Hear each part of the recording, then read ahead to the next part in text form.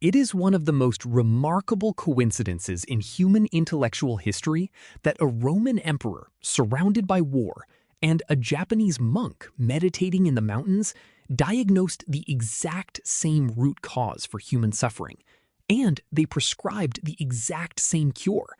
They never met, their cultures never interacted. They were separated by thousands of miles and centuries of history. Yet, when they looked into the mechanics of the human mind, they saw the exact same fracture. We tend to think of anxiety as a modern epidemic, a flaw in our neurochemistry, or a byproduct of our hyper-connected world. But the ancients knew better. They understood that anxiety is not fundamentally a problem with your circumstances. It is a profound dislocation from time. It is the habit of pulling a future that does not yet exist into a present that you are currently ignoring. You are suffering over things that have not happened, and in doing so, you are missing the only place where reality actually occurs. In the West, Stoicism forged its iron logic in the chaotic political arenas of ancient Greece and the brutal realities of the Roman Empire.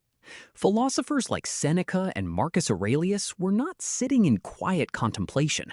They were navigating plagues, political assassinations, and crumbling empires.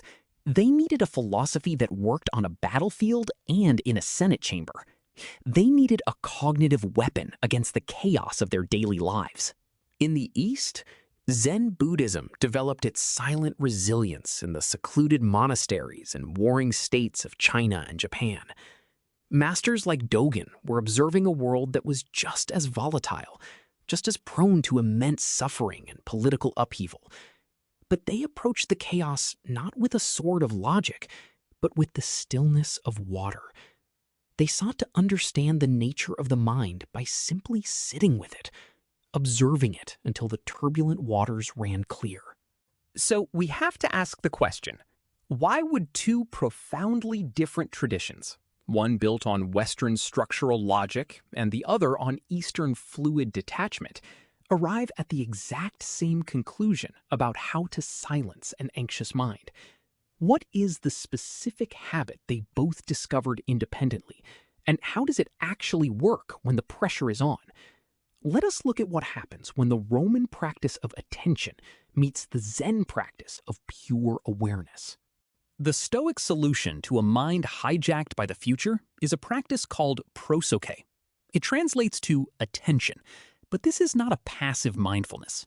It is an aggressive, continuous vigilance over your own judgments. Epictetus taught that every time a terrifying thought about tomorrow arrives, you must stop it at the gates and demand to see its credentials.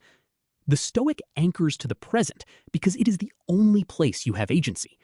Marcus Aurelius reminded himself to confine his thoughts to the present, realizing that anxiety comes from trying to carry the burden of tomorrow with the strength of today.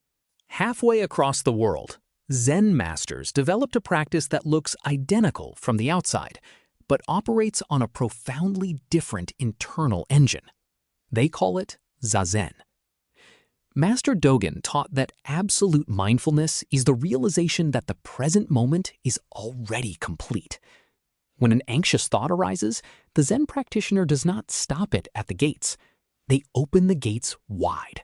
They watch the thought enter, and they watch it leave. They anchor to the present, not to manage reality, but to see clearly that the imagined future is merely a phantom. Here is the striking convergence. Both traditions agree that anxiety is a hallucination of the future, and the antidote is dragging your mind back to the exact second you are living right now. But here is the fascinating divergence. When they arrive at the present moment, they do entirely different things. The Stoic analyzes the present to categorize it.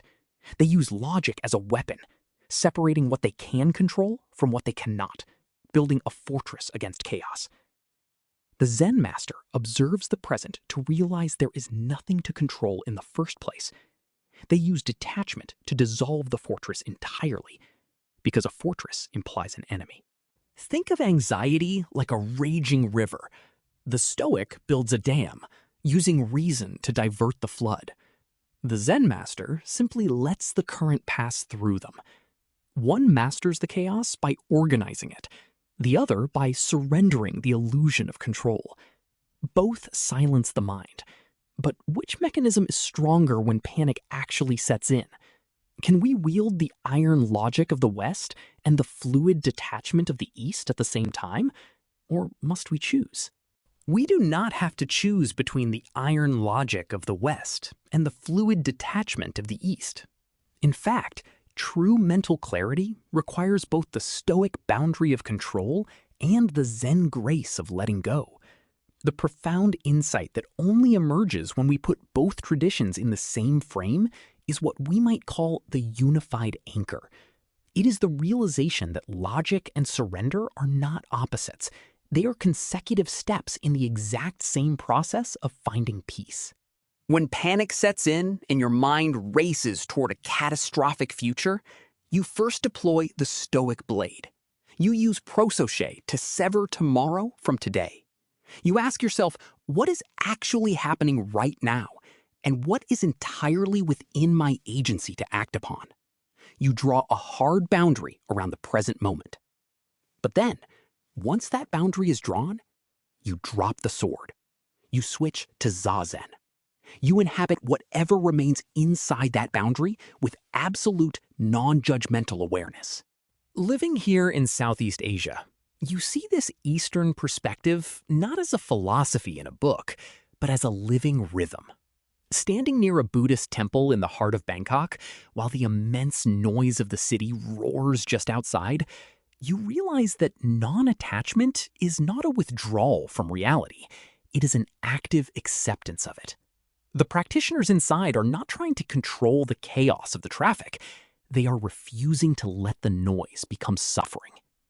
The Stoic philosophy gives you the sturdy walls of the temple, but the Zen practice gives you the profound silence inside it. When your own mind begins to spiral into an imagined tomorrow, what do you naturally reach for? Do you find more relief in the Stoic practice of defining exactly what is in your control, or the Zen practice of realizing your thoughts are just passing clouds?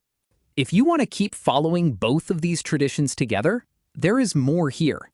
East Meets Stoic exists for exactly this conversation. The future is a ghost that will always try to haunt you, but the present is solid ground, whether you choose to build a fortress upon it or simply sit and watch the sky.